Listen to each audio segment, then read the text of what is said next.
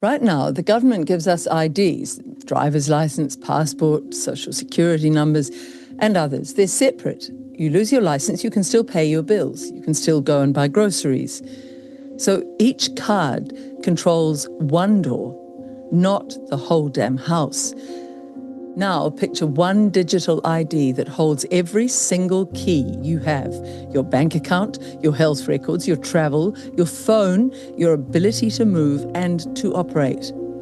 At first, you'll think, oh, well, this is convenient. One key for everything. No more passwords, no more fraud. But what happens when someday somebody else holds that key?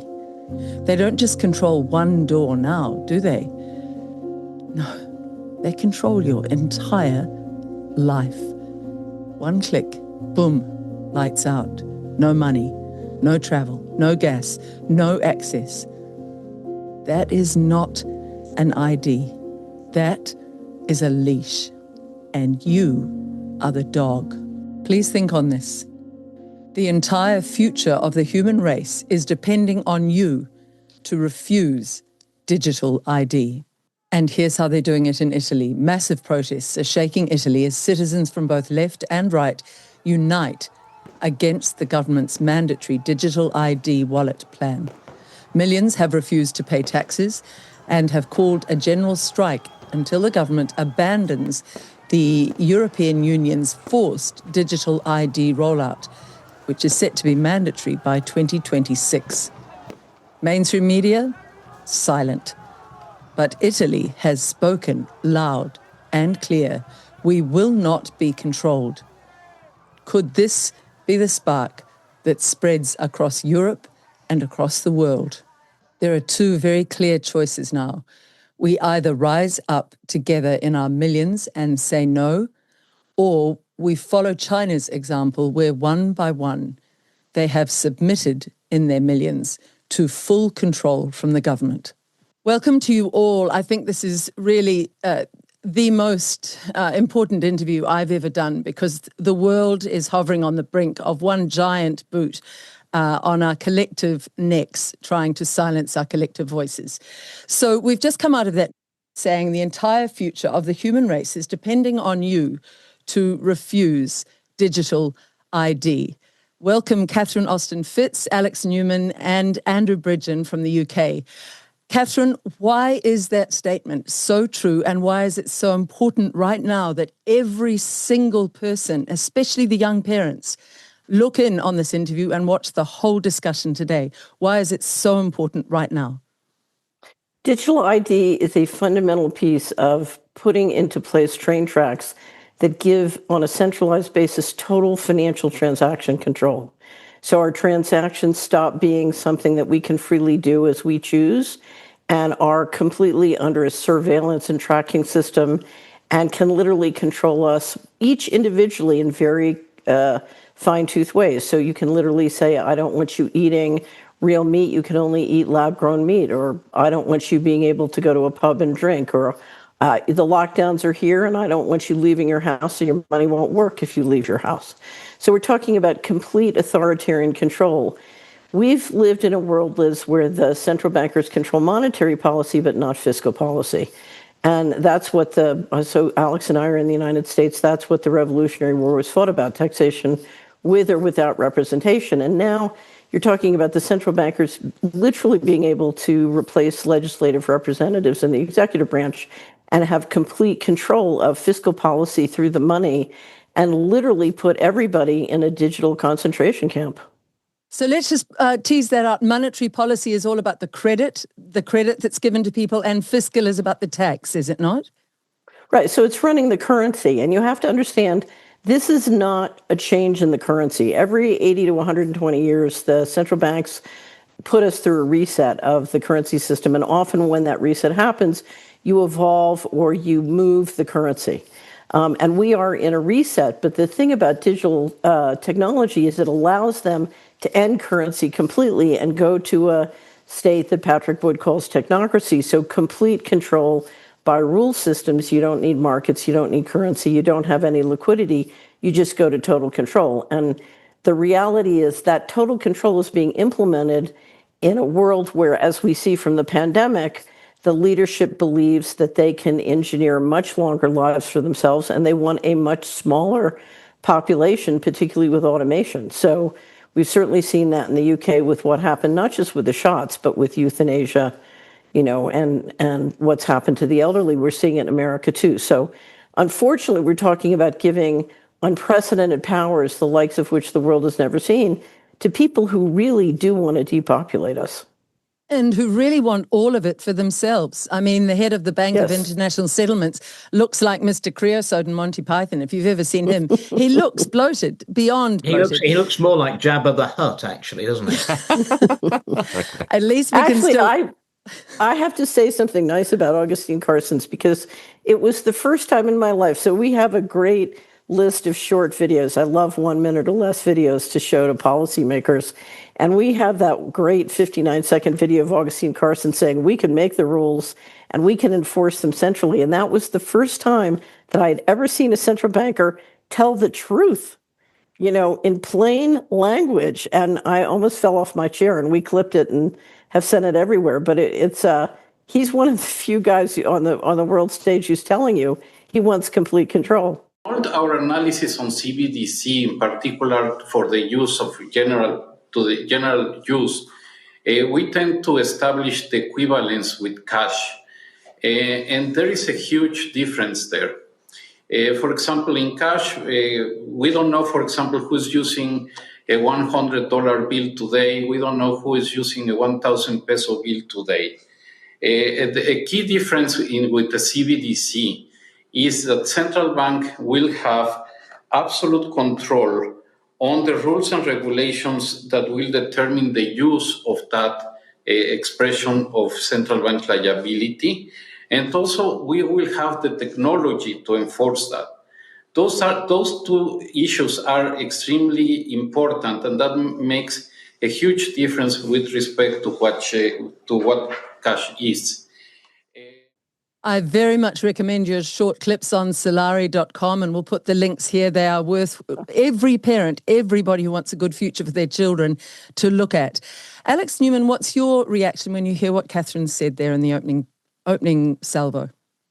Well, I agree, obviously, with everything that Catherine said. They are trying to build a digital prison, a digital gulag, the likes of which the world has never seen. Now, even if these were wonderful, well-intentioned people, that would be a really bad idea, right? Just giving anybody this kind of control is a recipe for disaster. But then you factor in what Catherine alluded to. We know stuff about these people. We know what they believe. They believe there are too many of us on this planet, as Catherine pointed out. They believe we have too much privacy. They believe we have too much freedom. They believe that we shouldn't be eating meat if we're allowed to eat anything at all. They don't believe we should be able to educate our own children. They believe we should lose freedoms that until recent years we didn't even think of as freedoms that needed to be defended. And I encourage everybody to just remember back a few years ago. You couldn't go to your work if you were non-essential, which was most people.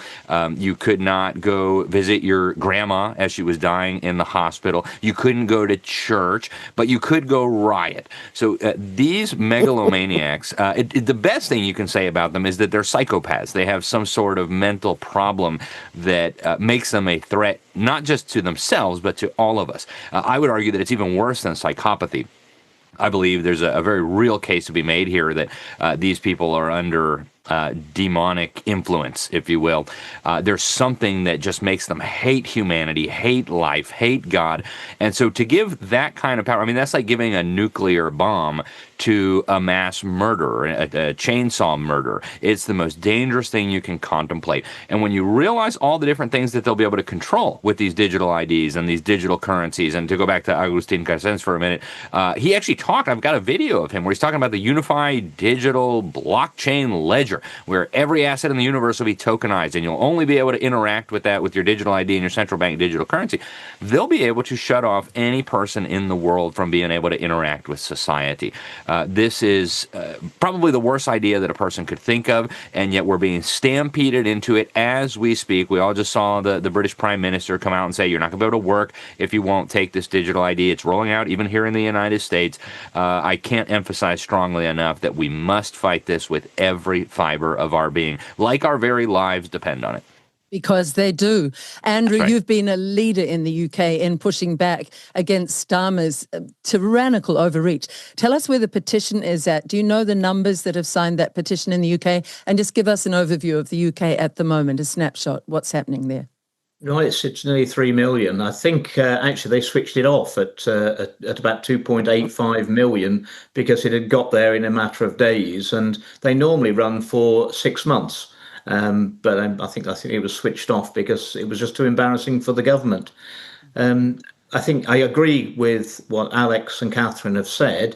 It's been clear to me for quite some time that the social model selected by the world's elites behind the scenes is the Chinese social credit score system. They've decided that's the desirable social model for the world, and our governments around the world are in lockstep once again, implementing a policy which they've never sold to the people. It wasn't in their manifestos. It's just being implemented surreptitiously. I think if we can stop digital ID, that means that basic Agenda 2030 can't happen, can't be inflicted upon us without digital ID. There'll be no carbon credit scoring allowances. There'll be no central bank digital currencies or tokens. And I've been very clear from the beginning. I've told people that this is so important. If you say yes to digital ID, you'll never be able to say no to the government ever again. And you'd have to trust this government, it's the most unpopular government we've ever had in the UK in record time. But not only this government, you'll have to trust future governments that you don't know who's going to be running those governments. And you'd be giving away your freedoms. Not only your own freedoms. There's no way out of digital ID. It's a trap, and it's always easier to avoid a trap than get out of it once you're in it. I don't think there's any way out of it once you're in it. They'll have so much power over us. And you'll be condemning not only your children, grandchildren, but future generations of our nations yet unborn to effectively digital slavery. And they'll never know the freedoms that we gave away. And they're not our freedoms to give away for future generations. And this is the hill, I'm afraid, another hill we have to stand on and fight on. And this is the one to be prepared to die on. I said to a young woman the other day, you will have to be prepared to sacrifice things, to sacrifice convenience and ease if you want freedom for your children. So I'm going to ask everybody at this point, please repost this interview to at least 100 people, because the government is already censoring many of us and trying to shadow ban. I know, Andrew, you have a lot of that. So if you repost it personally, it gets around the shadow banning a little bit. Thank you for doing that. So, Andrew, you posted the little children that we saw at the opening here, all with a QR code, as if they are a barcoded item in a shop, all waiting for mandatory vaccinations. If we say no to these vaccinations, we lose all our privileges in society. Do you think it could get this bad? I've already seen people in the UK who've gone against the narrative have threats of having their children taken into care. I mean, that's been used in the UK for a very long time as intimidation to parents to get them to get into line. And that's without the sledgehammer of a digital ID linked to a social credit scoring system and central bank currency or tokens, which can be turned off at will. And also, I mean, if this comes in, they don't need to build the walls, as Catherine rightly pointed out. They don't need to build the walls around our 15-minute communities. They just program your bank card so your card doesn't work more than 15 minutes away from your home, and that'll decide which shop you go to, which facilities you can use, and that's, people just are sleepwalking into this. And it sounds almost unreal. They cannot believe that a government would inflict this upon them. But that's why they're not talking about it. That's why they're bringing it in quietly. It's always for your convenience and for your safety. Well, I think it was one of the early American revolutionaries that said that you're always being asked to give up your freedom for safety and convenience. Well, if you do that, you'll end up with neither freedom nor safety, and the only convenience will be that the government will be able to manage every aspect of your life very easily. Catherine, let's really unpack it now then. If we have a look at this video, it shows, we'll just put this over while we keep talking. This shows a young Chinese woman who's just been arbitrarily locked out. She can't leave her smart city. She doesn't know why. There's nobody there to tell her, but her card pass won't work. And you can see she's trying every single exit from this city. You really realize when you watch this little video, this little snippet, it's open air prisons that they have planned for it, is it not, Catherine? It's open air prisons, but it's the kind of open air prisons you would use for livestock. So we know that the World Economic Forum has said it's 2030 and you have no assets.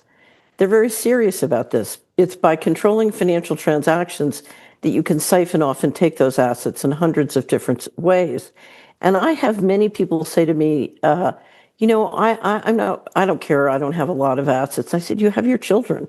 What you're doing, if you look at every pedophile scandal we've dealt with for decades now, including, of course, in the US, we're having a big brouhaha about the refusal to release the Epstein files. You're basically saying, okay, the people who ran the Epstein network, who participated in the Epstein network, now have the power to literally force you to turn your kids over to them.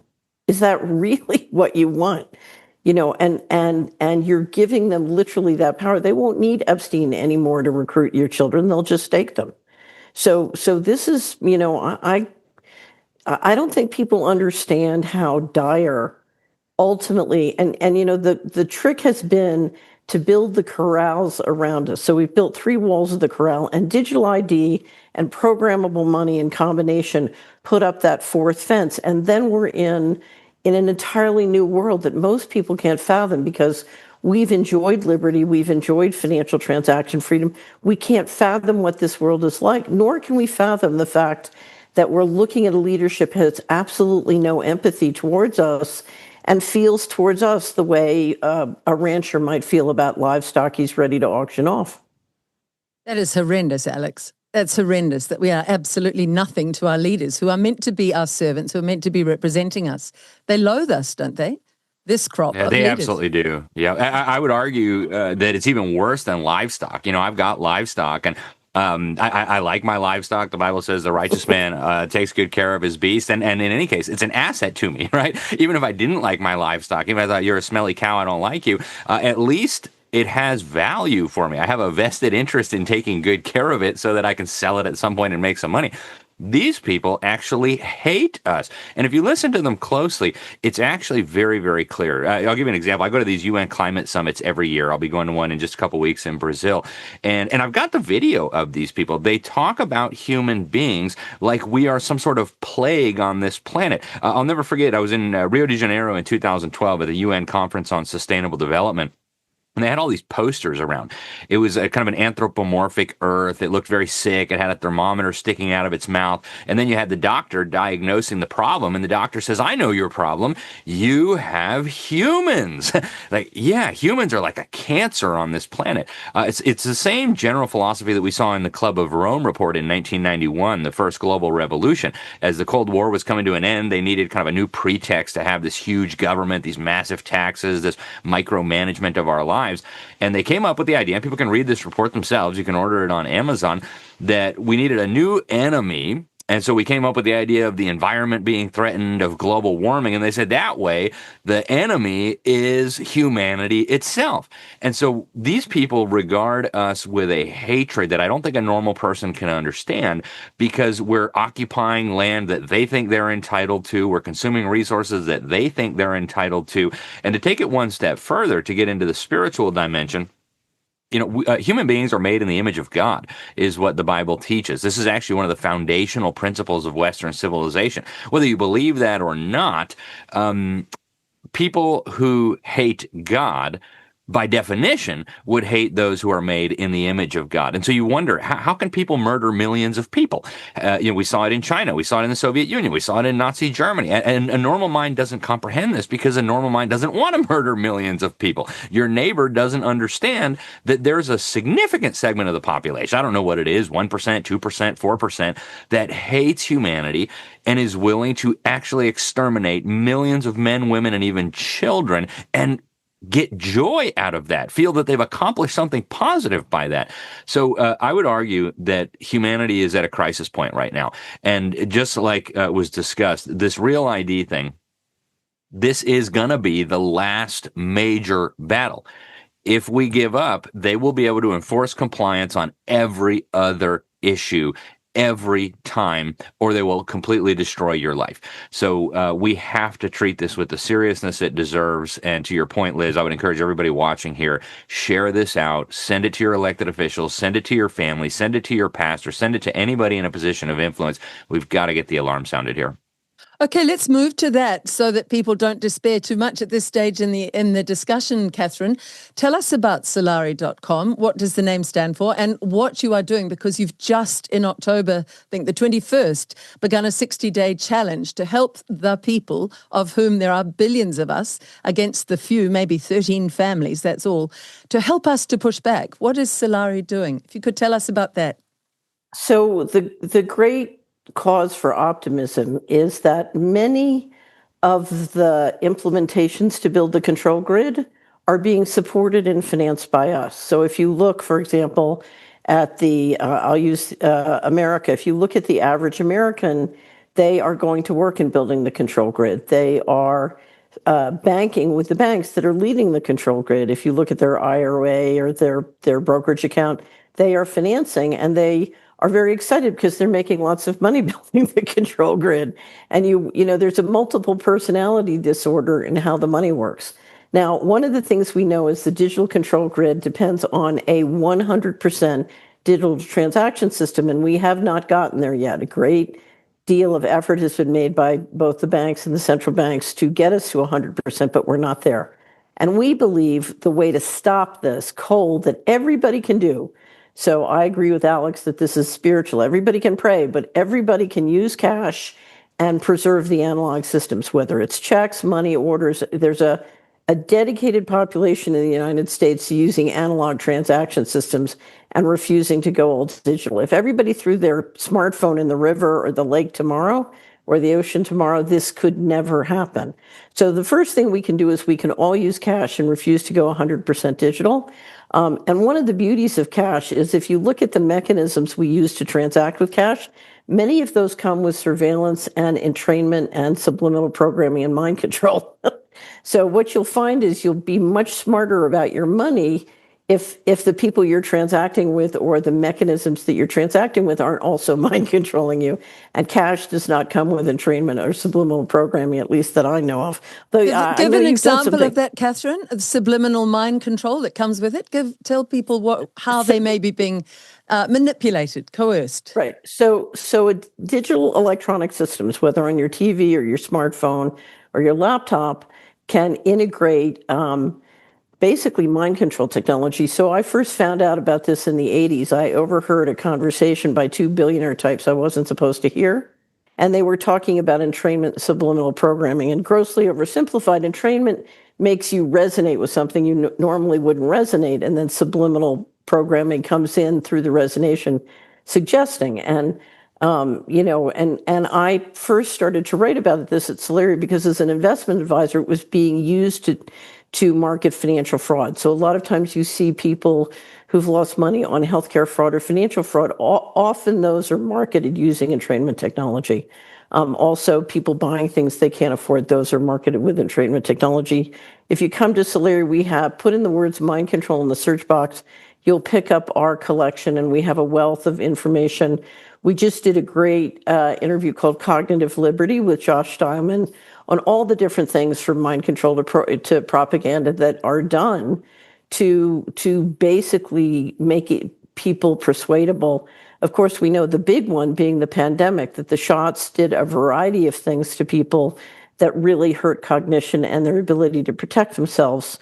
We are also being poisoned, and that makes it harder to protect ourselves against these things. So to us, a major issue is cognitive liberty, but we know that a lot of the controls come with the digital technology that would also then be used to get 100%. So we're a big believer in cash and in preserving the analog systems. But the other thing is, if you go down your income statement and balance sheet, what you will find if you really dig in is they are few, we are many. We are building and financing and supporting this building of the control grid, and we have the power to stop. I dare say, if everybody in the UK tomorrow said, I'm going to do everything I can to leave the banks who are supporting this. I'm going to do everything I can to stop investing in the companies that are doing this.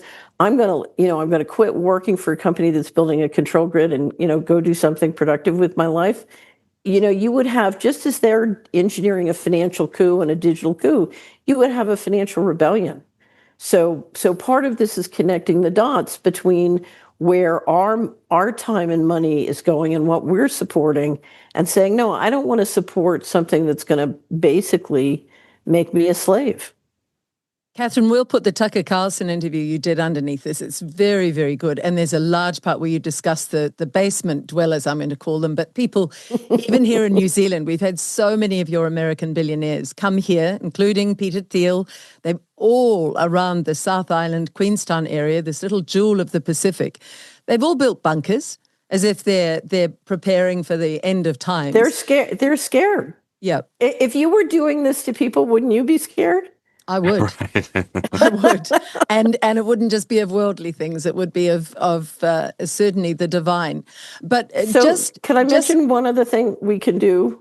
Yes. So a lot of this depends on significantly lowering our empathy towards other people. And a great deal is done with divide and conquer to turn us against each other. Yes. And this really is the mega rich versus everyone. And so it's very important not to let your empathy and your concern for other people be turned off, but instead to engage, because many of these solutions come down to, can I build local food systems that are healthy for me? Can I build local health systems that are healthy for me and that I can trust? I'm always telling people the currency of the future is relationships of trust. So get back into building those human networks, particularly around you and locally, that will allow you to pull out of a system which is really poisoning you. But can we go back to what you said to Tucker about the time that you were offered a place in that elite, if you like it, I call them the parasite class, the parasite basement dwelling areas. And you talked about, you felt as if there was a locker down there with your name on it. But that was something made you decline. Something made you decline entry to this very exclusive club. What was that, Catherine? Because that applies to all of those who are helping build this prison. So if you read my online book, what I knew coming out of the Bush administration is we had two choices.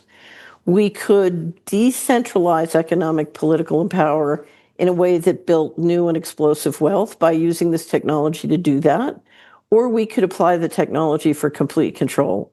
And it was clear to me that they kept choosing complete control, and I was convinced it would fail. And so I said, I'm just going to work on the alternative and building something, because when this fails, we need an alternative. We need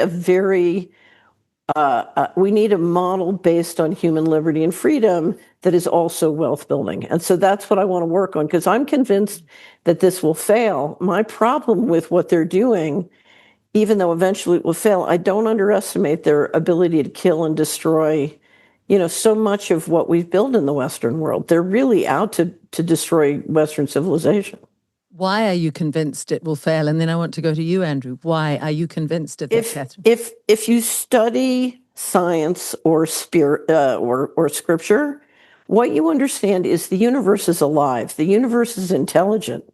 We share intelligence with the trees, with the animals, with the, and all of creation is basically bursting with divine intelligence. And you can't digitize it. They have plans to digitize the Amazon and plans to digitize the rivers and the space fence to digitize the atmosphere. And it's like you're trying to replace God with something, a control network.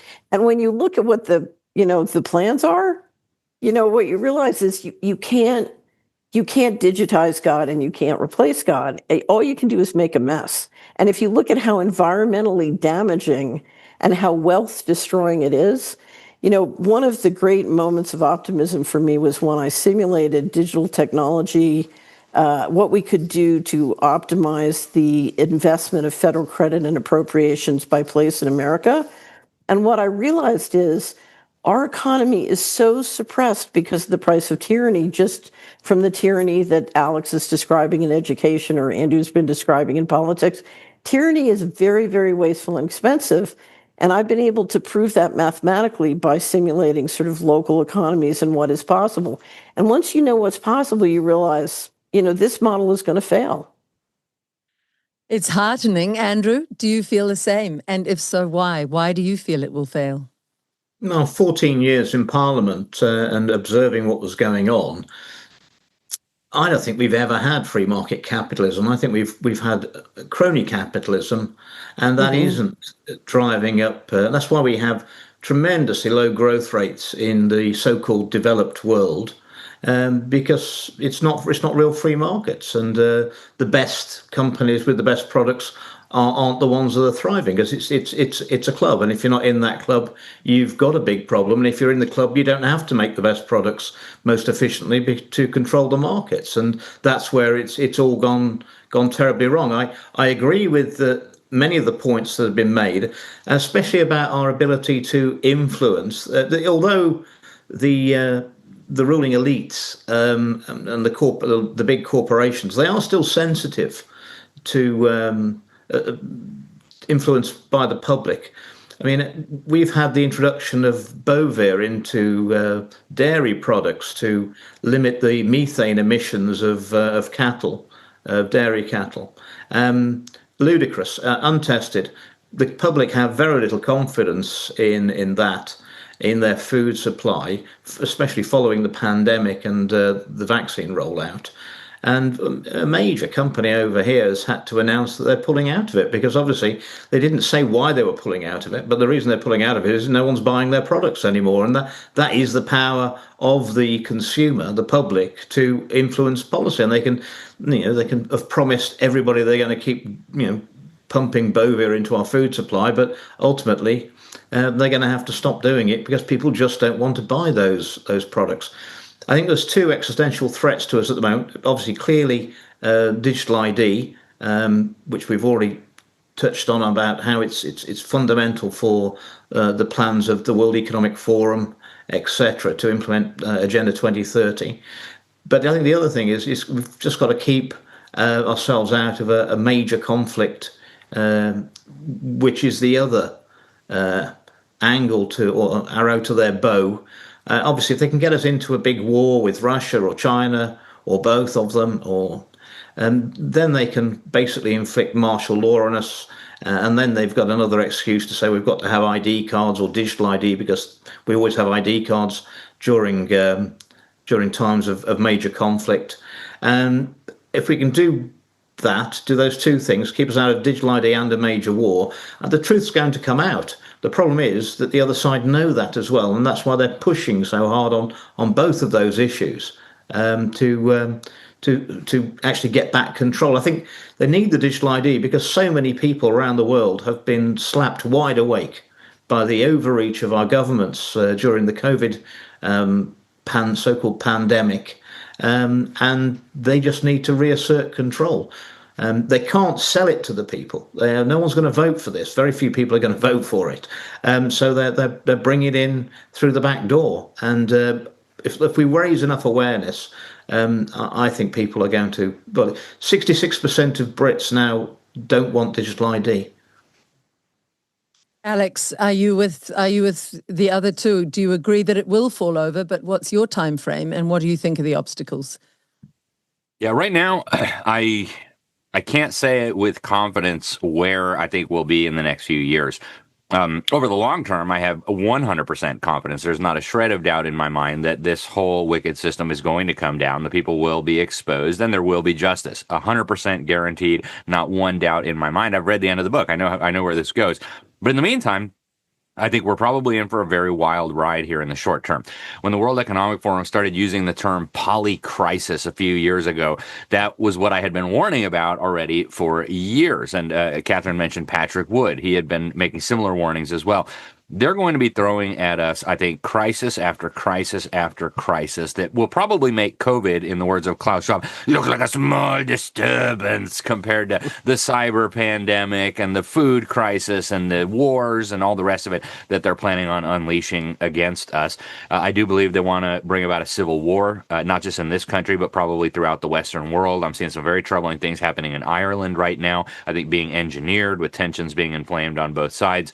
So in the near term, I'm very concerned that we're headed for some very significant turbulence, if we want to put it mildly. But we did see during COVID, I think, some really, really encouraging signs. Yes, it was demoralizing. You know, if you had asked me in 2019, would 65, 70% of Americans go along with this if they said there was some kind of invisible enemy and we all had to give up all of our freedom? I'd say, that's ridiculous. We're America like that. That's not going to happen here. I was very disappointed to see so many of my fellow Americans fall for this because they were in terror from watching too much TV. But a lot of people learned a lot from that. And as we got into, 2.5 years of this foolishness, more and more people started saying, wait a minute here. I don't believe they would have ever eased up if we had not pushed back to the point where they had to. So, I think there's a good reason why these evildoers are building themselves underground bunkers. All these tech billionaires. I mean, there's a lot of these people. You talk to the people who build these bunkers, they'll tell you there's a lot of this going on right now, and they know that people aren't going to accept this passively. So they're going to try to divide us, as Catherine pointed out. They're going to try to get us to turn on each other, right? Your enemy is your neighbor who watches CNN. Your enemy is your neighbor who watches Fox News. Your enemy is your neighbor who voted for Trump. Your enemy is your neighbor who voted for Joe Biden, rather than uniting against them. But I think people are wising up. And if you notice, nobody is going back to sleep and going over to the side of the evildoers. All of the movement is from their side over to our side. So I'm encouraged by a lot of what we're seeing, but I don't want to give anybody just this rosy Pollyanna view. Oh, everything's going to be fine. We just have to say no to digital ID and we're all going to... No, I think we're going to be in for some very tough years ahead. So Solari is advocating 60 days where you use only cash, which I think is wonderful. We recommend everybody goes to the Solari site, Catherine. But let's get into the minutiae of digital ID. One of the things people say to me often is, yes, but we already have digital ID. It's okay. It's not too bad. Why is the actual government-enforced digital ID so markedly different, and what will it lead to? And I want to just put in here, New Zealand is covertly, very quietly introducing it. You have to really hunt it down, and in it they say, oh, it'll all be fine, and it's for your convenience, for your safety. That sounds very familiar from the pandemic. So, but they're not discussing it anywhere publicly because they want to, I think you put it on Tucker, Catherine, beautifully. You said it's like they're corralling the people of the world and they're putting them into these narrow straits, and then they'll throw the net when they feel they've got us all there. So what is it that people really need to understand about the effect of this? Why is it so different from what we have now? So we've all been watching the data centers be built, and a lot of enthusiasm about AI. One thing to understand about AI is where AI is very effective is at monitoring and implementing any system which can be mathematically based or expressed or simulated with math. Okay, and so what that means is spatial movements or financial transactions, it can handle mammoth amounts of data. So financial transaction control and a digital ID depend on exceptionally high precision of identifying that Liz is Liz and Andrew is Andrew and Alex is Alex. You need extraordinarily high precision, but you also need extraordinarily high precision where it can be interoperable with similar systems all around the world, so that it's essentially one giant interoperable high precision database. But then you want to set it up so that it literally has a corporate contractor backdoor. So the governments will basically require the system, but if you look at who has backdoor, from the intelligence agencies, the military, the corporate contractors, you're talking about a very different group of people who really ultimately control it.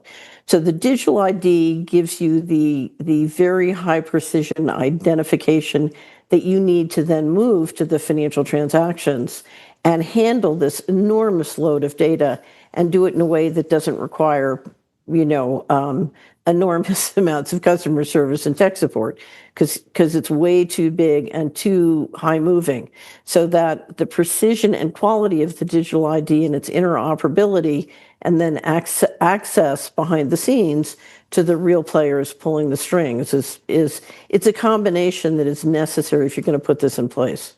So never underestimate. It's vastly different from what we have now. It can really dig Yes. down into every single detail of our lives. Every single detail? Yeah. Would that be fair? Well, you're talking, again, back to programmable money. You're talking about creating both with stable coins now, in some places central bank digital currency, in some places stable coins, and then asset tokens, affecting them, basically integrating them as programmable, call it the social credit system. And that is you're basically talking about all the transactions on the planet, but building it on a distributed blockchain. And you don't want to start pouring data into a distributed blockchain ledger unless you've got very high precision data. So what does it mean for me as a mum or a grandmother? Does it mean that if I own a house, for example, let's get down to people's lives, Catherine. If I own a house, and I have a mortgage, would my details with the bank and the mortgage be all online then, because it's part of my digital ID profile, right? In theory, where they're going is that we'll all be online and available in the distributed ledger. So in essence, in one sense, you have no privacy, although I would argue the people who can always access and use that data require a certain amount of capital to do the data analytics. But you're going to have a lot less privacy than you have now. But the other thing is the ability to use that data to extract value from you is extraordinary. So let me give you an example. We create an asset token on your house. I heard one software developer saying, the great thing about tokenizing your real estate is then when you check out at the grocery store, you can pay for your groceries with 0.01% of 1% of your house equity. Well, you can imagine if I can start to extract your equity in those variety of ways, how quickly it will be to be able to siphon off ownership and control of your assets. So, with programmable money, basically the opportunities to take the one I use the most, because people say, again, I have no assets, so I don't care. Imagine getting a call in 2030 that says, you have 3 kids. If you don't transgender them, we're going to turn off your money. And 6, 7 years ago, I would have said, oh, that's nonsense, just like Alex said earlier. Now, after the pandemic, I absolutely can see that as a possibility. Catherine, I brought up the house because somebody said to me, if, for example, a hacker got in, and let's face it, with AI, with robots, hacking is going to be so easy, which is why I think Bitcoin is not even safe now, because they're going to be able to hack so effectively. But say somebody got in and was able to hack my house ownership and take over the title. To whom do I have redress? And this person said to me, there is no one, Liz. The government won't. There's no one. The government There's won't no cover one. that. There's literally no equivalent of customer service, tech support, or, in theory, someone could say the courts might be a place to go, but I think trying to get any fixes is going to be extremely difficult. And I see Andrew smiling, as I have. He's been through horrific lawfare, and it costs a huge amount, and there are very questionable judges. So I want from Andrew and Alex your questions, your reservations about digital ID to Catherine. What are yours, Andrew? Well, I gave a speech on Saturday at a rally in Cardiff, the capital of Wales. And that's apparently the city that had the first facial recognition cameras installed, and there were 4 of them just across from where I was speaking. I'm aware that a company called Fujitsu are involved in the UK in the development of the software for facial recognition cameras. And for those who aren't worried about the freedoms as they should be, the efficacy of the technology. Fujitsu were the company that brought in the Horizon software for the post office, which was covered up for 20 years, that put thousands of people, criminalised them wrongly for a dodgy computer system. And what the shocking thing is that despite the Fujitsu Horizon post office scandal, they've been giving that company's been given 150 contracts with the UK government since, and is intrinsic in the facial recognition software. So there will be mistakes will be made, and we're going to get to a system where computer says no. That's and there's nothing we can do about it. And I really don't trust the big tech companies. They've covered up too many mistakes in the past. And as to the integrity of the data and hacking, yes, of course, it's going to be a target for hackers. And governments have got a lamentable record of allowing data breaches. But I mean, I think the government's going to sell our data to whoever's got the money to buy it. And if anybody thinks that's going to be irresistible to the, I'm afraid, corrupt politicians that we have in office around the world, of course they're going to sell our data. Catherine, your reply to that, I see you nodding. So I was a government regulator and dealt with what we would call leakage. So I know a lot about politicians selling data, but I think it's worse than just selling it, because they're going to set up arrangements for corporate contractors and cloud services where, the system is designed upfront to share, in a very large and systemic and permanent way. So it's going to be much worse than just collecting and selling. It's going to be, it's not, the government will not be in control on day one. Alex, it's horrifying. I mean, it's horrifying to think if I was a very expert hacker and you had a lot of money in your account, I could go in there, take it. You have no one to whom you can turn. You have no redress for that. That's the vulnerability we're talking about for every human if digital ID is brought in, is it not? Oh, there's no question about it. In fact, exactly 1 week ago today, my Facebook was hacked, and I've been trying for a week now to get in touch with somebody there. Nothing, absolutely nothing. So, hacking, I think, is a major concern. And in fact, I think it'll be used as a pretext to move us one step further down this road to digital tyranny. But I think what people need to understand, really, at the end of the day, about a digital ID is the digital ID itself is not the problem. It is the vehicle that will make all of the other stuff not just possible, but almost inevitable. Think of it like an on-ramp to a superhighway that has no exits. Once you get on that on-ramp, you can't turn around. There's nowhere to get off.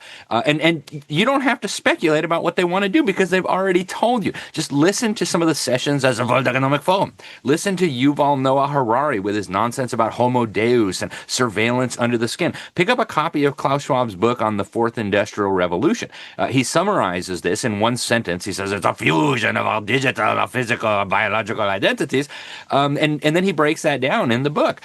He talks about mandatory government brain scans to determine whether you're thinking thoughts that might represent a security risk. I mean, that's the kind of nightmarish future that these megalomaniacs and totalitarians have planned for us. And the digital ID is the critical piece of the puzzle that's going to make it not just all possible, but inevitable. Once they have you in that, they can give you as many boosters as they want to give you. They can, we've heard all of them talk about it. They're literally marketing this to Americans now on NBC fake news. You're going to have your chip under your skin, and it's going to be your digital ID and your digital wallet. I mean, the EU is rolling out right now your digital wallet with your digital ID, your digital currency. It's happening as we speak. It's not a hypothetical future threat.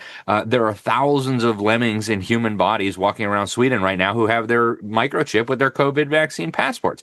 Once they take that last critical step, which is the digital ID, that'll be your access for being able to work, being able to access healthcare, being able to go shopping, being able to get your children enrolled in any kind of school or program, there will be no turning back. If you say no to any of the future things, you'll just be locked out of everything. So that, I think, is the real threat that people need to understand. It's not like the digital ID itself is going to be the end of the world. It's that the digital ID makes all of these other evil things practically impossible to resist. And so here is where we have to make our stand.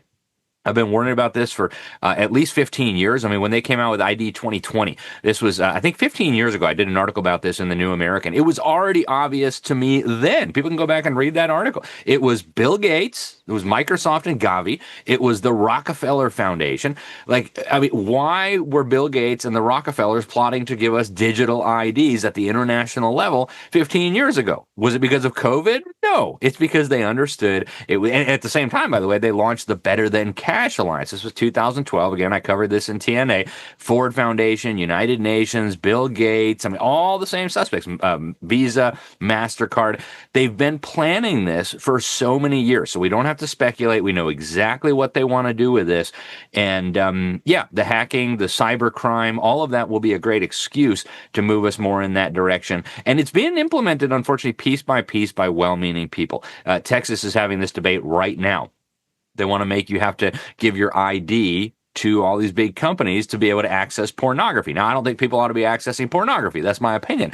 But the idea that the legislators are being told is, well, this is how we're going to protect children from pornography. So each little piece of the infrastructure is being built with seemingly good motivations. The digital ID is the big prize, after which there will be no exit. There will be no U-turn. So folks, pay attention here. Catherine, the UN, what's the role of the UN in all of this? And I think we do need to move to Agenda 2030. And my question, when is Bill Gates going to be locked up? He is just so evil. But the UN's role in this, Catherine? So the UN is a collaborating, coordinating body. And to me, the real power, of course, is where the money is with you have the World Bank, the IMF, and the BIS, and these other organizations that have sovereign immunity. And so we've created an international construct of organizations that have sovereign immunity and extraordinary resources to provide a forum to not only collaborate about these things, but incentivize everyone to help. In America, the UN has less of an impact than I feel it does when I'm in Europe. I will say this, and I wanted to respond to what Alex was saying. We have seen remarkable moments of good news in the last year. So after the floods in East Tennessee and Western North Carolina, the central banks in Scandinavia, who've been in the lead of getting rid of cash, came out and said, you can't depend on the electrical systems. And we really do need cash, and we're not going to be resilient. And so we've seen all sorts of disasters around the world and people saying, wait a minute. It happened in New Zealand, Liz. I don't know whether you saw it. The governor of the Central Bank of New Zealand, after the cyclones came out and said, thank heavens we had cash, we would have been toast because you can't depend on the electricity. So there are bright spots here, but I have to tell you, it's what Andrew described.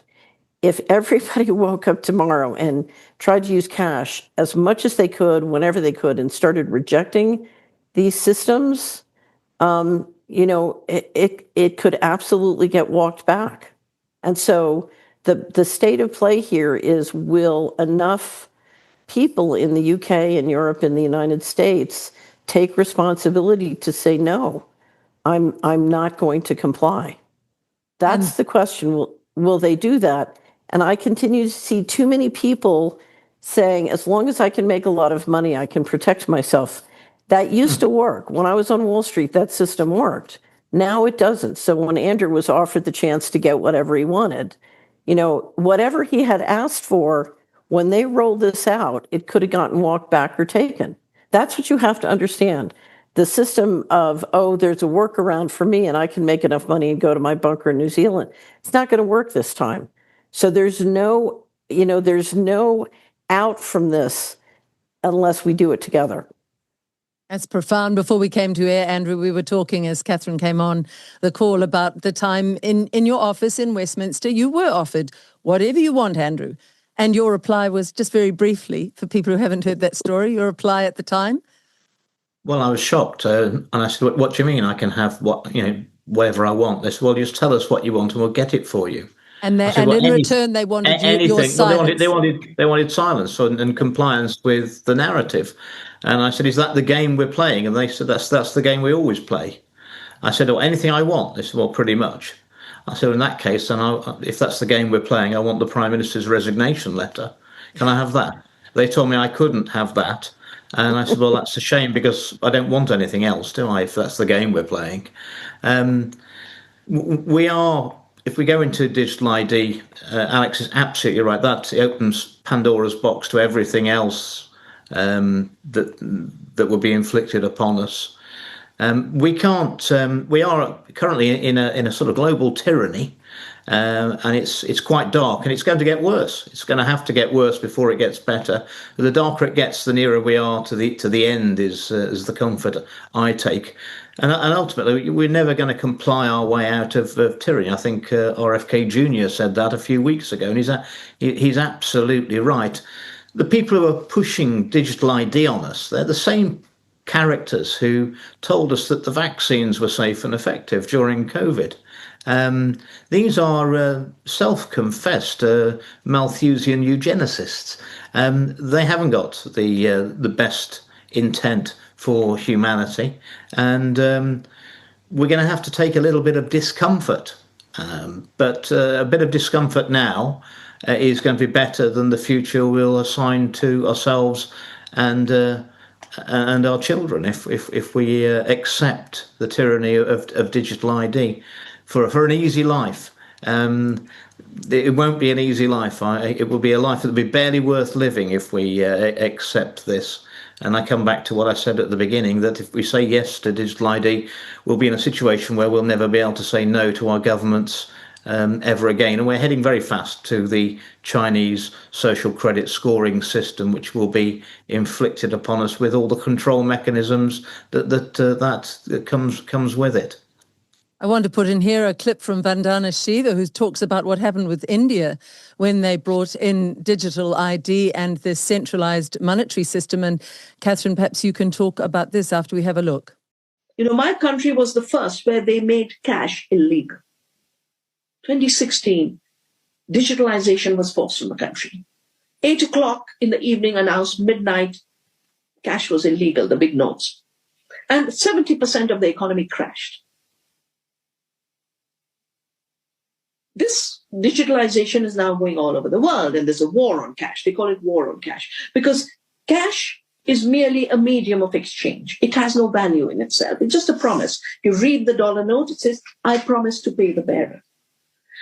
When it's digital, even a credit card, you're giving rents to the global financial system. But when it's cryptocurrency in the hands of algorithms, in the hands of big tech, they will do what is happening in China. Create social credit system to decide a new caste system. And you might have also followed that while all this has been happening, the founder of the World Economic Forum did a book called The Great Reset on how to deal with the COVID crisis. And everything we're seeing unfold is part of that Great Reset. But an element of that Great Reset is you will own nothing. If ever there was a time for humanity to wake up, now is the time. So, Catherine, that was 2016. And just tell people what did happen in India in a little more detail. It was an horrific experiment, but nonetheless, the experiment for what they want to roll out, was it not? Yes, so they implemented a digital ID. My understanding is also with biometrics, but they pulled in a lot of the large cash bills and forced conversion. And what you see is, again, this dynamic of centralizing control of the economy creates a lot of billionaires, but it shrinks the pie. And if you look at the devastation in terms of shrinking the pie in India, it was quite horrible and extraordinary. And that's what I said. The good news here is our pie is so shrunken that we can't imagine the wealth production that could occur if human liberty was allowed to basically, if we went back to if in a world where liberty and entrepreneurs can flourish, the wealth creation is so beautiful, so amazing, is so exciting. Imagine a world where everybody was eating healthy food and had plenty of energy. I mean, it's just, I know what can be, and I know the extraordinary harm done to people in the economy from this tyranny. And I think if I have to say anything, the history of freedom is it always looks dire and hopeless, and then, magically at the last minute, freedom sort of takes over and wins. And we've seen that many times, both in Europe and the United States. And I'd love to share some stories someday if we have time. But, we have to get there, and we have to believe it's possible. And for me, I've spent a lot of time in my life with the central bankers and the people doing this, and I have to tell you, I would rather, I'm like RFK, I would rather die in the barricades than go into the system. I will not live in the system they're planning for us. It's not worth living. And so you have nothing to lose by using cash and doing everything you can to refuse to comply now, because whatever the inconvenience, it's far better than what they're proposing. It's not a world you want to live in. I want to come back to you after we just farewell Alex, who I know has to go now. Alex, your final words on the discussion so far. But had people said no in the pandemic to the forced jabs? So many I've interviewed have said, I was crying as they jabbed me. I didn't want it. I always wanted to say in the interview, if you'd only said no and sacrificed, we wouldn't be where we are now. So the point of that story is, if people say no now, we won't be getting on that highway, that ghastly highway to hell that you described, to quote AC/DC. Alex, your final words, just your final words for today, and we'll talk to you again very soon, I hope. Yeah, thank you, Liz. And, I'm here in Florida. We really, not only did we say no, we encouraged our elected officials to say no. So, for example, on the vaccine mandate that came from Joe Biden through OSHA, our governor called a special session of the legislature. We passed a law saying that anybody who fired anybody for not taking the shot was going to pay a fine that was 10 times larger than whatever the feds were going to fine you. So I would encourage people, work with your local, with your state elected officials, depending on what jurisdiction you're in, to try to push back on this. I was just in India a few months ago, and the system is already out of control. They wouldn't even let me buy a few things for my wife at the mall without a smartphone. And I don't carry a smartphone. I don't have one. I use a flip phone. So I had to actually ask my friend, like, hey, can I borrow your smartphone so I could buy this dress for my wife? It was absolutely ridiculous. But that's just the beginning of what they're planning. And, India has been praised by Bill Gates for being a pioneer on this digital public infrastructure. I think they've had a little bit of an easier time implementing it in India than they might in the Western world, because we do have these traditions of liberty and organized resistance to tyranny. But it is essential that we resist. And I'll just leave folks with this. Over the long term, I think the critical place where this battle is happening is actually in the hearts and minds of children. And so I always sound like a broken record because I'm always talking about education. Folks, we can fight digital ID and central bank digital currencies and all the rest of it until the cows come home, until we're blue in the face. It's not going to make one bit of difference over the long term if these evildoers indoctrinate and brainwash 85-90% of our children. They will win. The totalitarians will win over the long term. Every time it's just a waiting game for them. So I would encourage people, take immediate steps. You don't need to wait for a law to pass or an election or anything like that. You don't need permission. Take immediate steps to protect your children from this brainwashing so that they don't end up not just submitting to this evil 5, 10, 20 years down the road, but even begging for it. You asked about the UN. The UN is, I believe, a critical mechanism for this. They use the three-legged stool approach, where one leg is governments. That's where the UN comes in, all the national governments of the world. The other two legs, business, private sector, that's the World Economic Forum, and then religion, which we'll save for another day. But they're working to bring all the churches, imams, rabbis, everybody together on this. So, folks, it's a multi-pronged assault. Your children are going to be critical to this battle, and it's been a great honor to be here with you guys. I'm so grateful for the opportunity to share on these things, and I hope we'll all talk again very soon. It's lovely to talk to you, Alex. I know you do have to go. There was one metaphor you gave in another interview. I want you to repeat it here. You said if a building was burning in your children's school, you wouldn't go to the school board and ask them to change the policy on burning buildings.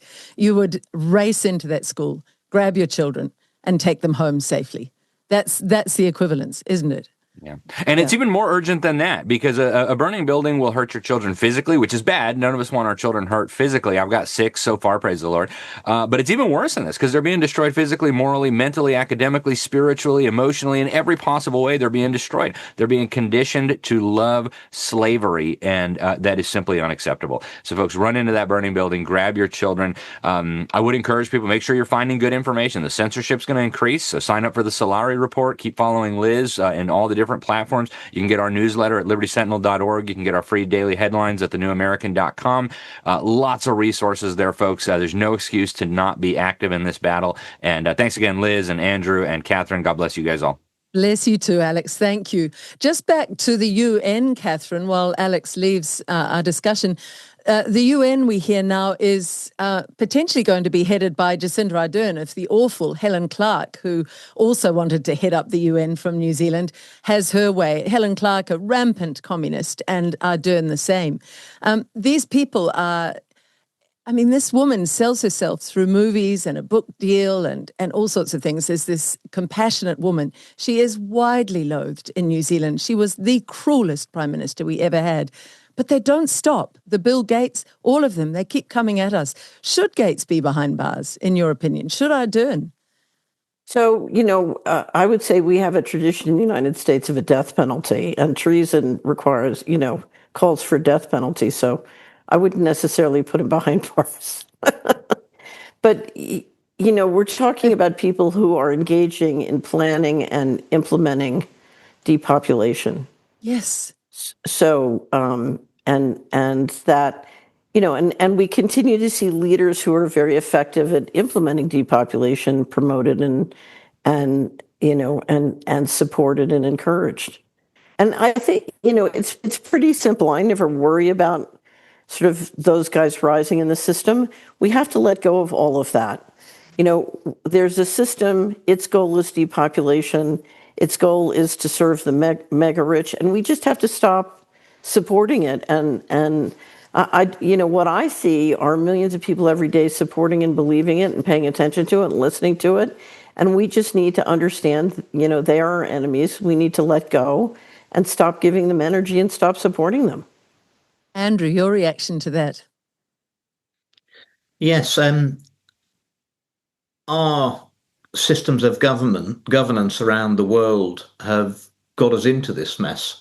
Yes. And having been on the inside for nearly a decade and a half, what disappoints me currently, we don't have any political figures who are talking about, radical reform of our system of governments, because I honestly don't think that the system that's got us into this mess and is keeping us in this mess, exacerbating this mess, is the system that's going to get us out of this mess. I agree with Catherine about the ultimate sanction for those who've committed crimes against humanity, and that's what I think's being committed and has been committed by those in positions of power and responsibility around the world. I did raise this in the House of Commons a couple of years ago, much to the consternation of the members who were present, when I said that historically I'd always been against the death penalty, on the basis that if it's morally wrong to take a life, it's wrong for the state to take a life in revenge. But I did say that the events since the pandemic have made me reconsider my position on this, and that for crimes against humanity, where the number and the harm inflicted is so huge, that there may have to be the ultimate sanction. Obviously, the Chamber, I never mentioned what it was all about, but the Chamber were fairly heckling me at that point. I think they knew what I was aiming at. And I would point out that when the globalist Tony Blair got into power with New Labour in '97, the first thing that his government did, it was not in his manifesto, and it surprised everyone. And at the time I was baffled when I read about it. I'm not baffled now. The first piece of legislation that Tony Blair breathlessly rushed through with his new government was to take the death penalty out of the Treason Act in the UK. Wow. And I think Winston Peters, who's in our current government, I think he was responsible for doing that in New Zealand. And that's interesting because he's an enigma, a little bit like Trump, Catherine. Well, what is treason? Treason is conspiring with forces against the people. And that's what's been conducted in all of our countries around the world. And that is, in fact, it's high treason because they're on the public payroll. So it is high treason. Extraordinary. And Catherine, I was just trying to align Winston Peters here in New Zealand, who's an enigma. He seems to be our friend 1 minute on the freedom side. The next minute he's looking the other way while they pass these draconian measures.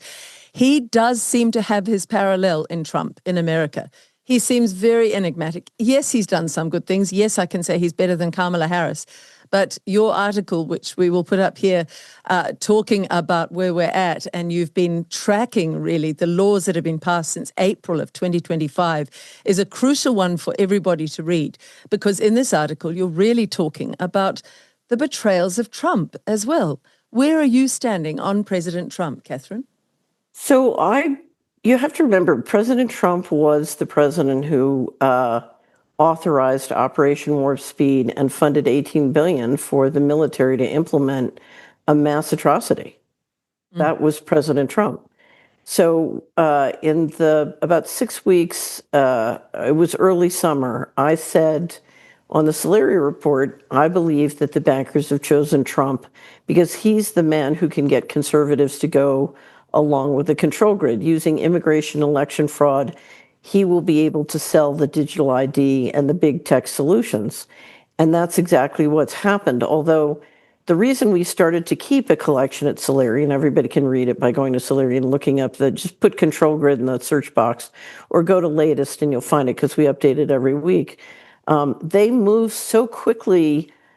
Even I was surprised at how quickly they were moving to implement the different pieces of both programmable money and digital ID and other aspects of the system, including the data centers and the AI implementation.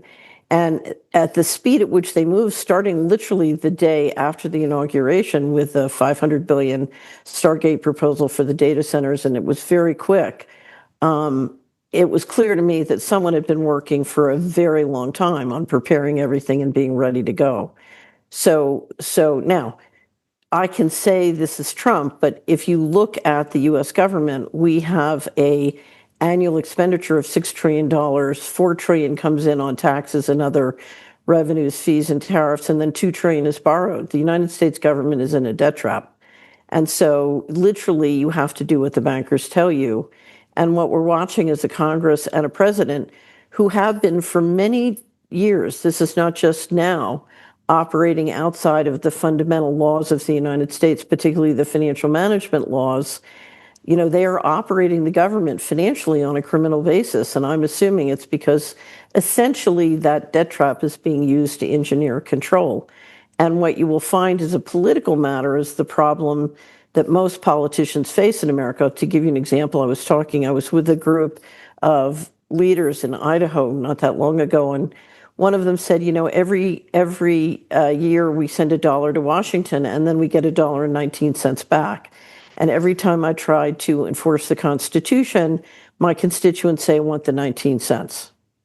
So there is an economic component to this control that's happening, and it's really put the central bankers in the catbird seat as they get all the governments in the world in a debt trap. When I had a wonderful colleague, Meryl Nass, who was working to get us out of the UN treaty, and she was talking with countries across Europe and in the United States.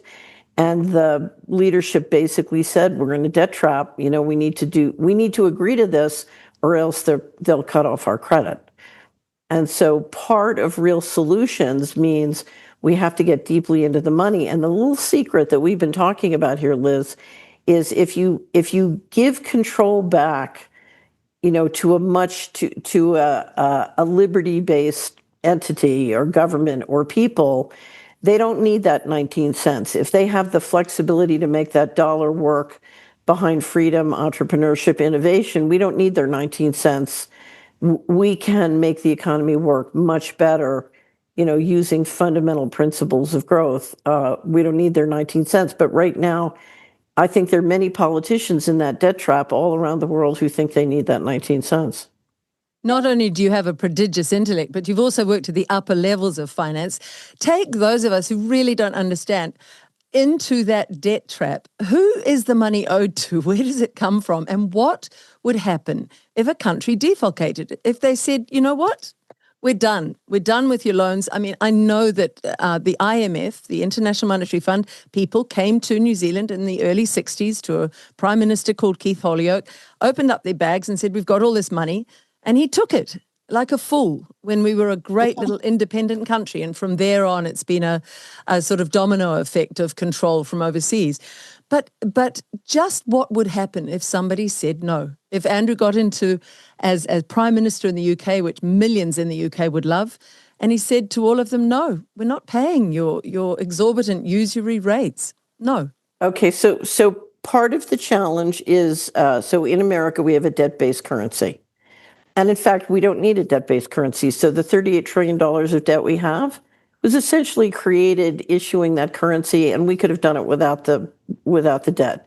So to a certain extent, it's sort of a fundamental major fraud.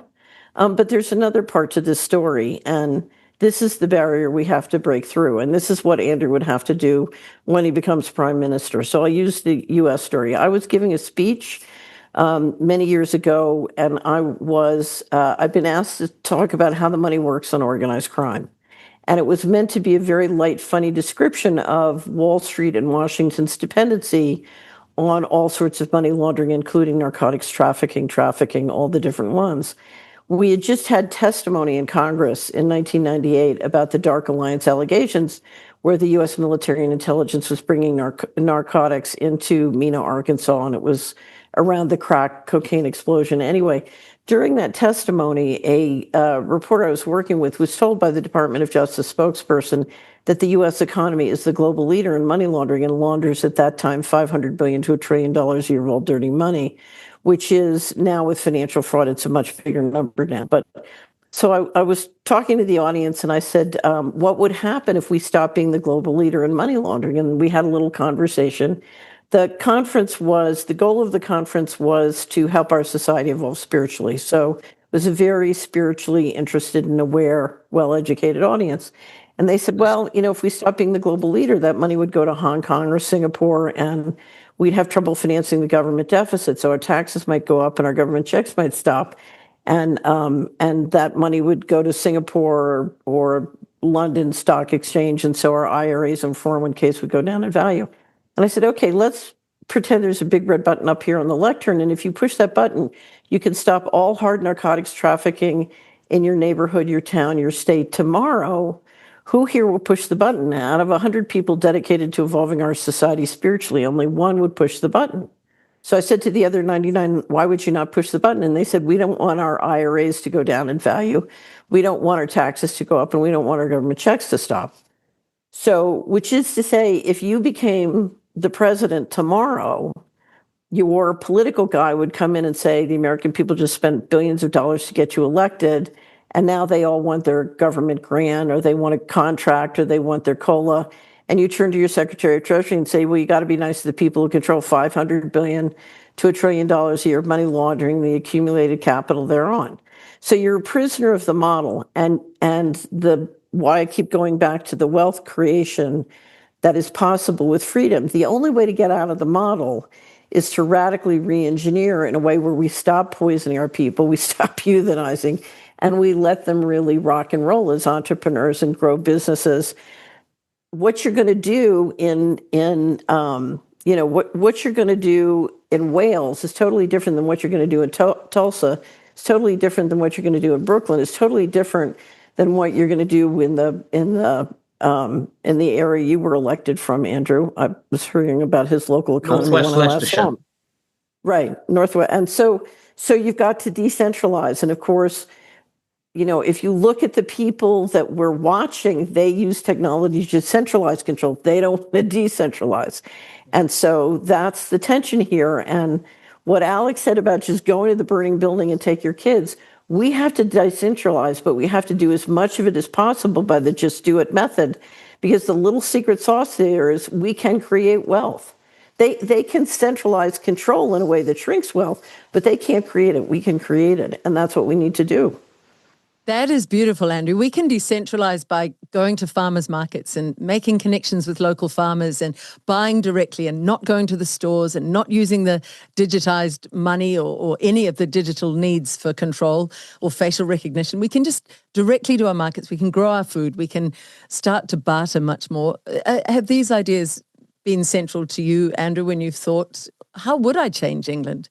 How will I change England when I get back Absolutely, in? but I mean, in my 14 and a bit years representing Northwest Leicestershire and taking control of the local council with my councillors in 3 years before that, in 2007, I mean, it's not an accident that with the right mindset, we took the poorest constituency in Leicestershire to the richest in 12 years.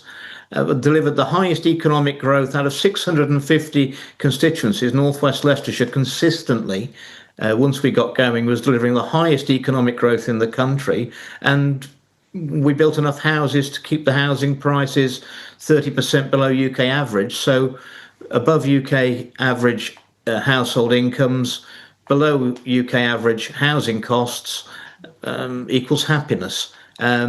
It's not rocket science. I'm not surprised that the powers that be wanted to get me out of Parliament. The way that my constituency was thriving was embarrassing to them, and it wasn't even a full-time job. It was a part-time job. And it just showed the other MPs up. And they what were can't the stand elements it. of that, Andrew? What did you do?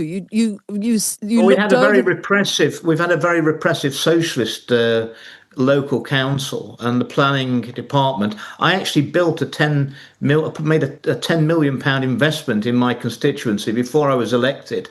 Built a factory, created 300 jobs on a 14-acre site on an industrial estate at Measham, and the planning department locally, they were so hostile.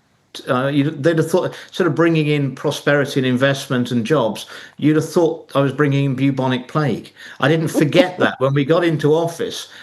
We just gutted the planning department and said, Yes. we're going to have a whole new ethos where we treat the public as the customer, and we're going to be business friendly. And some of the councillors, some of the planning officers actually stood up, and we gave them all the presentations. And they said, why do we have to treat the public like customers? They can't go anywhere else.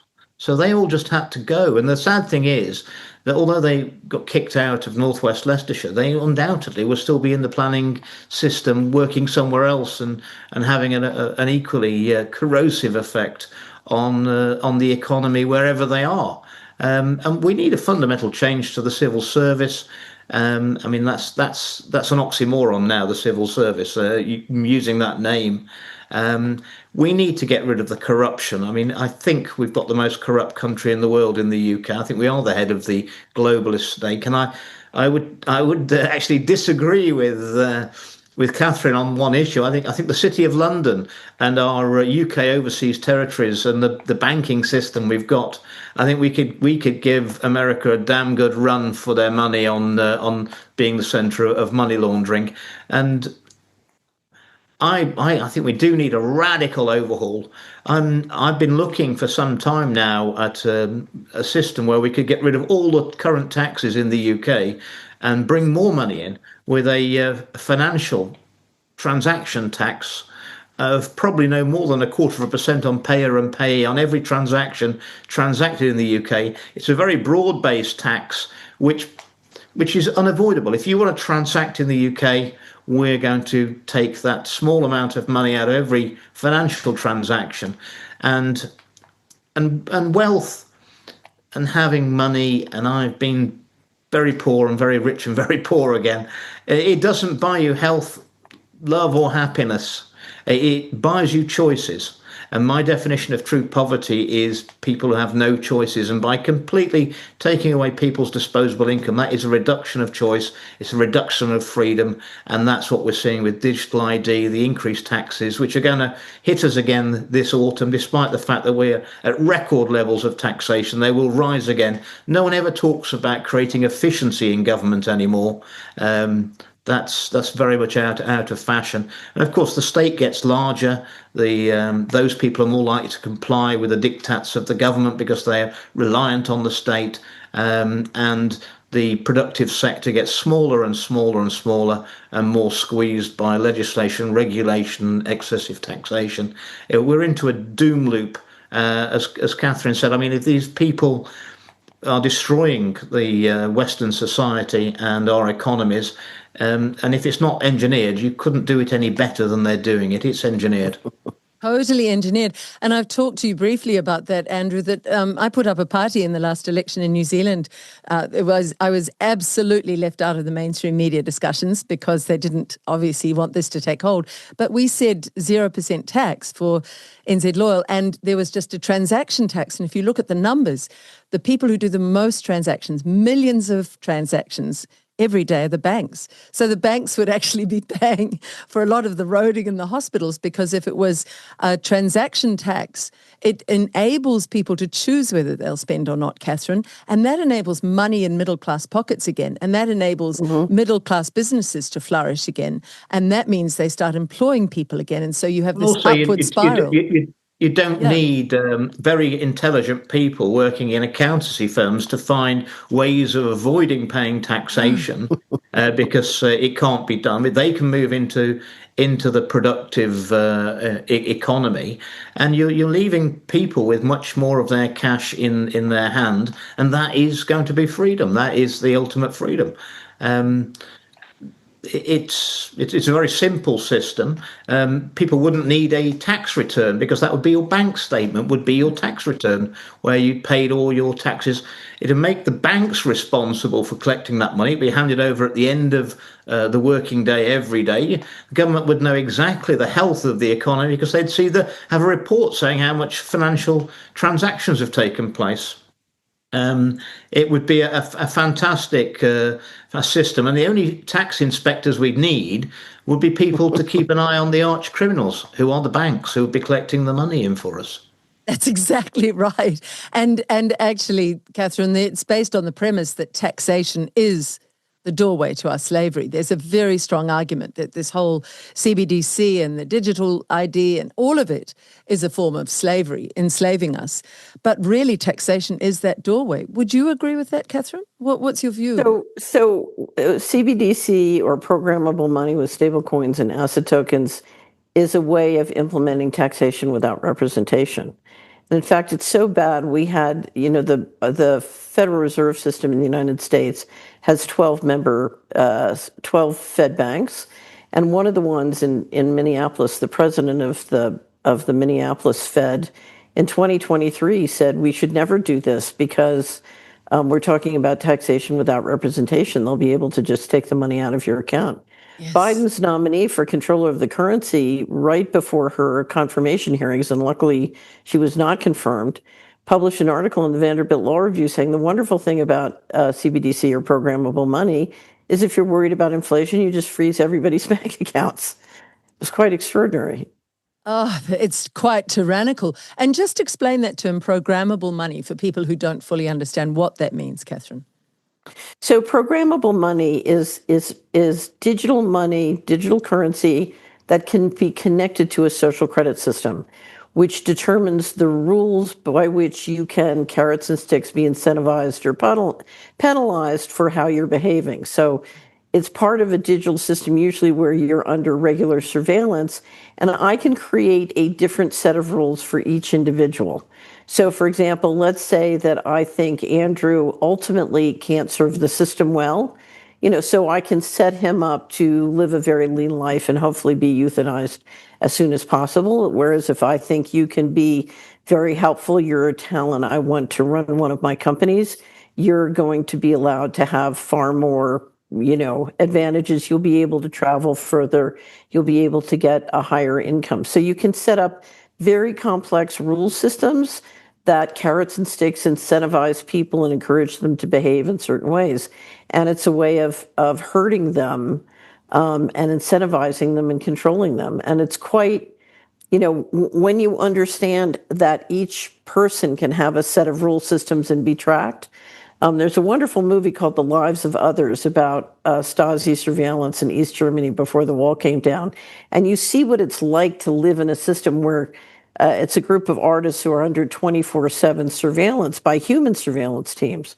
What we don't understand now is with software, bots, and AI, we are all tracked 24/7 by surveillance teams that are trying to extract value for a company or a government or whatever. But the ultimate the ultimate sort of pinnacle of this system is with digital ID and programmable money, which has legal tender status from the government. Then you're talking about total control. And when I say total control, by setting rules for you, complex rules that can move and change in real time depending on your behavior, I can literally get rid of elected representatives and the executive branch because I can implement all of those fiscal policies, the rules and regulations through the money. And so the bankers can take complete, this is a coup d'etat because now you're talking about the bankers not only running monetary policy, but all of fiscal policy, which is not to say they might not leave Parliament in place or they might not leave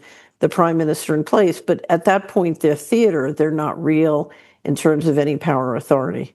Programmable money also allows the bankers to manipulate the economy. As Catherine said, they could have sections of the economy who inflation's too high, so you just can't spend any money until we release the controls. But also, if they wanted to stimulate the economy, they could set your money that they could say, well, if you haven't spent this money by tomorrow, it disappears. And they would keep changing the rules because it destabilizes people and confuses them. And that's exactly what happened about the constant changing of the rules and regulations regarding the restrictions during the pandemic. And that destabilized populations and created the compliance. So no one really knew what the rules were and created confusion. They'll have that over us 24/7 with the digital currency. Could you see? I would say that all this talk though and fighting back, I think one of the most popular, I'll predict one of the most popular Christmas presents that people will want this Christmas in the UK will be an analog Nokia phone. I don't think the government have passed any legislation that says that you have to carry a smartphone with you. And what we're seeing is record sales in the UK of analog phones. And anything smart is S for surveillance, M for monitoring. It is trouble. A smart fridge, a smartphone, a smart city. They're not where we want to be, are they, Andrew? Well, we're being sold the Brit card. It was the Brit card. And most people in my country would think that stands for the British card. It's very patriotic, but it's not. It's biometric registration, identification, and tracking. That's what it is. And they love telling us without telling us. But that's what it is. Where did you stand on Andrew's idea, Catherine? For eliminating tax, because that's a major control of human beings gone. And I agree. Wow. So so a financial transaction tax would work. One of the reasons it could work very well is the banking policies have encouraged an enormous amount of asset speculation. And even though it's a tiny tax, it would be enough to put a damper on that kind of speculation. So I do think I think the more you can simplify a tax and the more you can let a tax be universal and fair, which I think the financial transaction tax would be, I think it's a very good idea. You just have to make sure. It can be modified so that, obviously, where there was a transaction abroad, you wouldn't have the receiving or sending back. You wouldn't have the receiving bank is not in our system because we can't do that to foreign banks. But you'd have to pay 0.5% if you were transacting out of the country. No charge to bring money into the country. My only concern about moving over and getting rid of every tax is the excise duties on tobacco and alcohol. I think probably, dropping cigarettes from £15 a packet to £4 overnight might not be the best thing. And dropping whiskey from 20 odd pounds a bottle to a £5 again might not be the most socially responsible thing. So I'd probably propose that we drop all of those by 20% a year for 5 years and have a monitoring system that was monitoring how social trends changed as a result of our actions. But as far as beer and wine, I'd just get rid of those straight away. They'd be much cheaper. And we get the pubs going again and get people actually interacting with each other and having a bit more of a community and a society again. And that's a great way to get people talking offline. Catherine. So one of my favorite documentaries, Andrew brought up the offshore havens, One of my favorite documentaries is John Christensen, and another great reporter made one called The Spider's Web, which I recommend. And it's on the offshore havens. And part of the challenge we've had, both in the UK and the US, is since 1998, the US has moved to massive violations of the financial management laws, and trillions of dollars have been moved out. And that trillions of dollars have been moved out on an illegal basis from government accounts. At the same time, the offshore havens, including the British offshore havens, exploded in assets. And what we're seeing is a dual system where insiders can engage in many behaviors, including avoiding taxes or not having transparency in offshore havens, and everybody onshore. It's a two-tiered system. And ultimately, if we're going to have a prosperous world, one of the things you see over long periods of time is that privilege is very destructive to economies. And because what happens is you get leadership that's good at engineering privilege, but they're not great at building wealth. So we have a terrible system of privilege of insiders, and the offshore havens have encouraged and facilitated a lot of that. And that has to be dealt with if we're going to get to real solutions too. I remember my father at a school. I'll just quickly say this, Andrew. My father at a school had a headmaster who said, "Privilege breeds responsibility," and that was the fundamental tenet of his life. That if you have the privilege, you have a responsibility to your society to act decently, and that's what's gone out the window. Andrew, what were you going to say? Well, that reminds me of, I think Colonel Smith in the Royal Marine Commandos said to me, "Mr. Bridgen, you're not better than anybody, than any of the men. You just have a more responsible job to do." You have to remember that. That was good advice.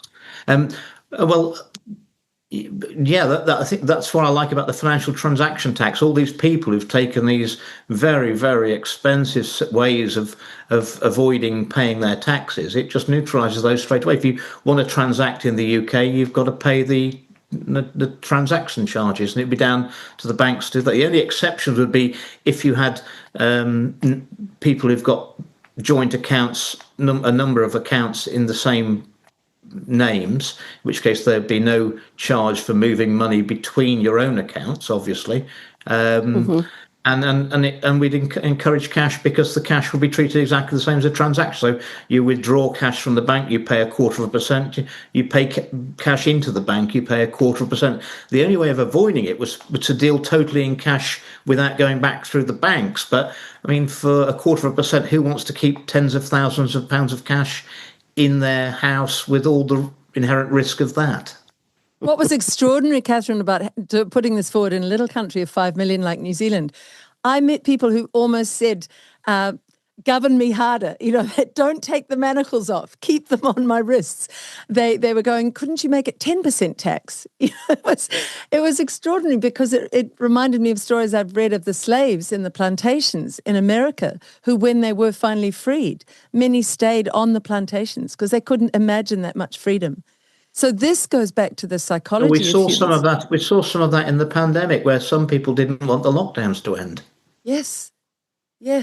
So how do we move humanity to a place where we, if you like, grow metaphorically from being children looking up to a government to tell me what to do, mummy and daddy? It's kind of that energy with a government to, no, you are my servants. I'm a fully responsible adult, and I don't need much governance, actually. I don't need any of you. I went on the television. Obviously, I wasn't banned then during the pandemic itself.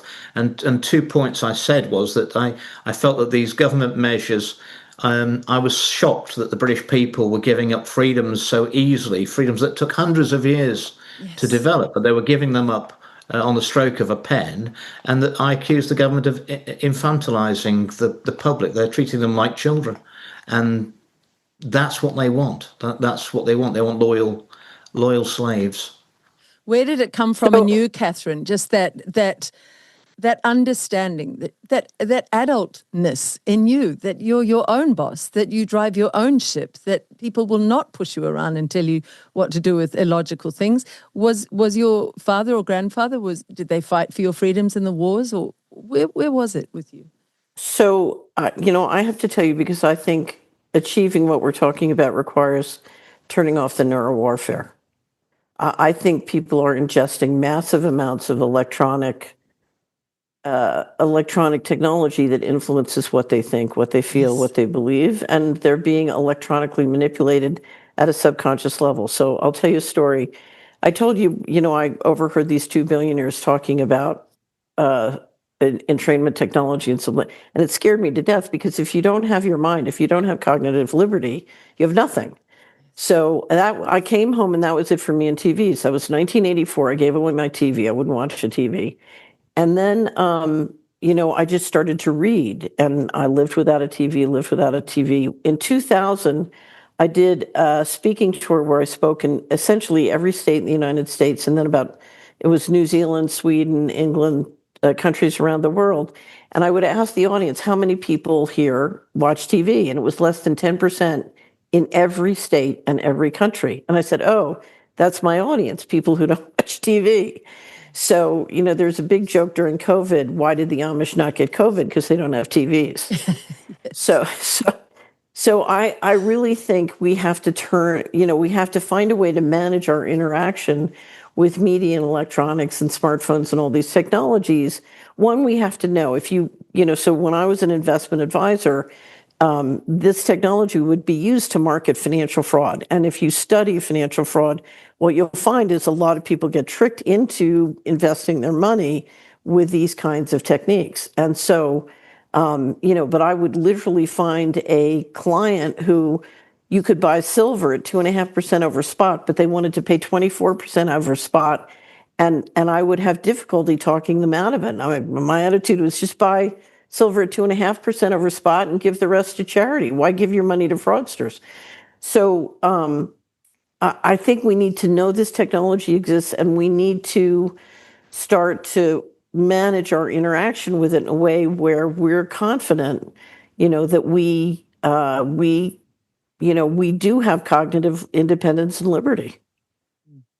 Secondhand bookshops are an absolute treasure trove now. I think I say to friends, go and collect as many good books on manuals for doing up old cars and all sorts of things.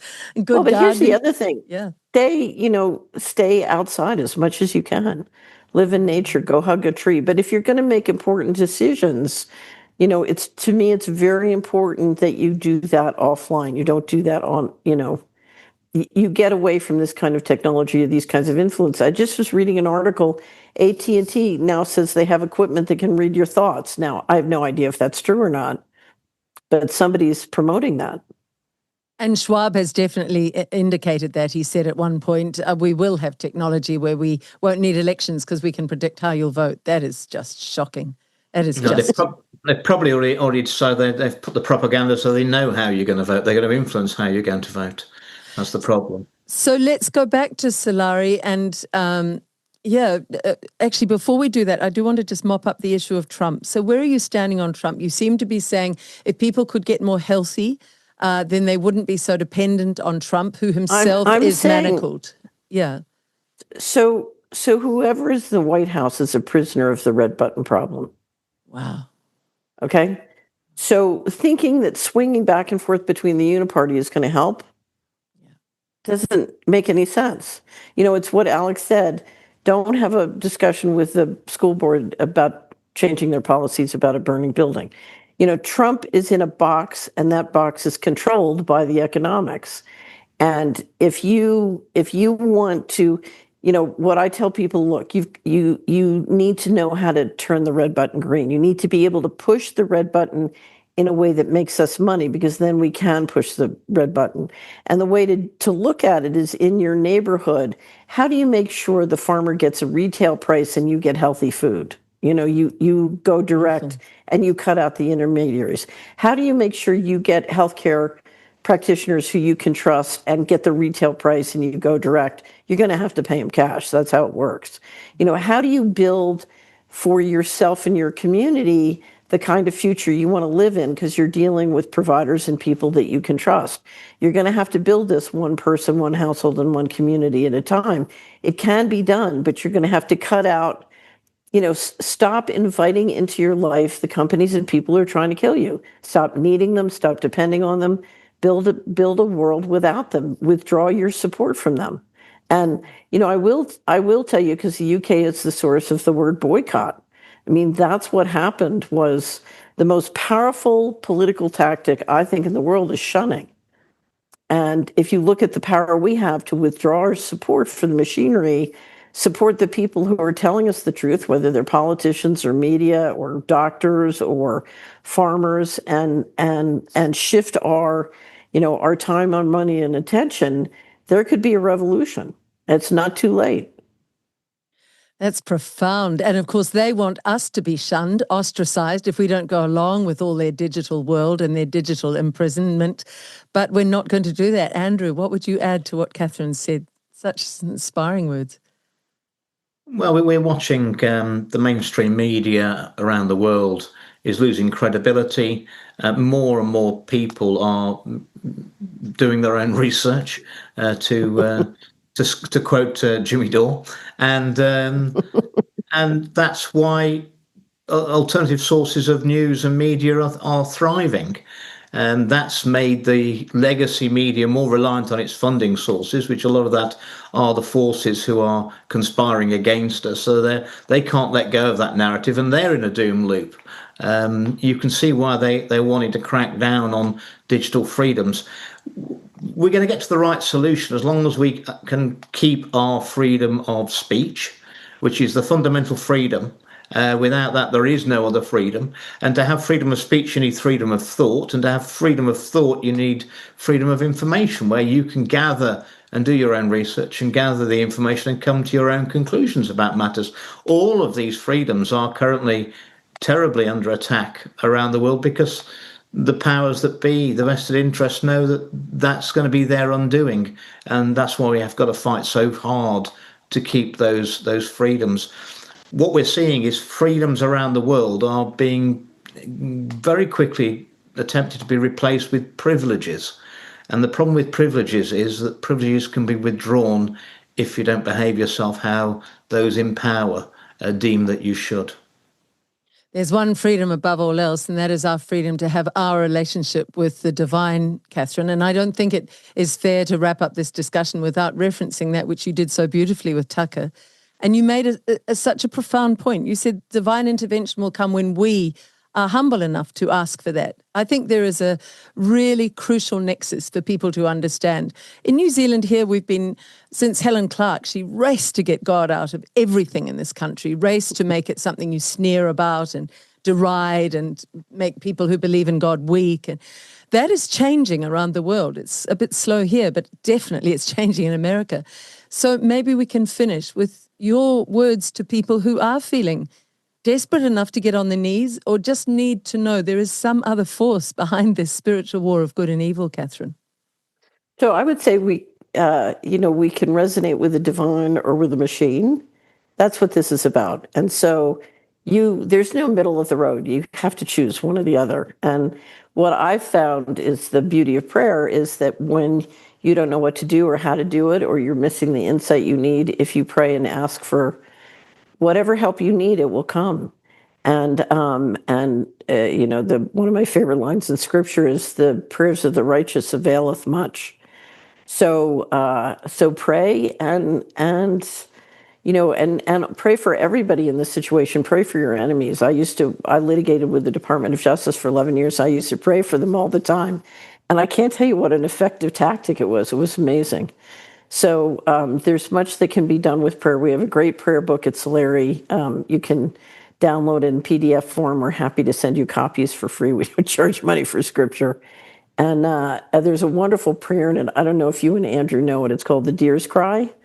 And it was, St. Patrick was said to pray when he would come and proselytize in Ireland to protect himself from the Druids. And it's a prayer that I use for periods of adversity. And it does wonders. But we're in a situation where, your choice is faith or fear, and you have to choose faith. Faith is where you get your power and where we find each other and get our power together. And the machine tries to put you in a fear, and it's another reason to decouple and reject the machine. Anything that's putting you in fear is not here to help you find real solutions. And if we're going to invent real solutions together, we have to do it through faith.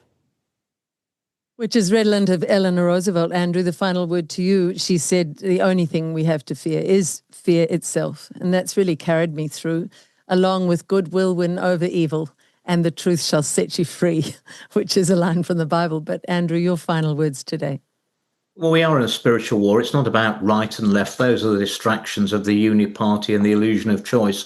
It's about right and wrong. And many people have come to faith over the last few years, and that's because they've seen the evil that's being perpetrated against humanity, and they know in a universe of balance there has to be a compensating force, and that is correct. Prayer is very, very powerful. That's why it's banned in exclusion areas in the UK. Around various buildings. They're looking to expand it to other buildings as well, and that's because they are scared of us. And I'm very confident that God hasn't got us this far to desert us. And I've had some very, very personally hard times over the last few years since I spoke out, and that isn't God punishing me. That's God training me, and I thank Him for it.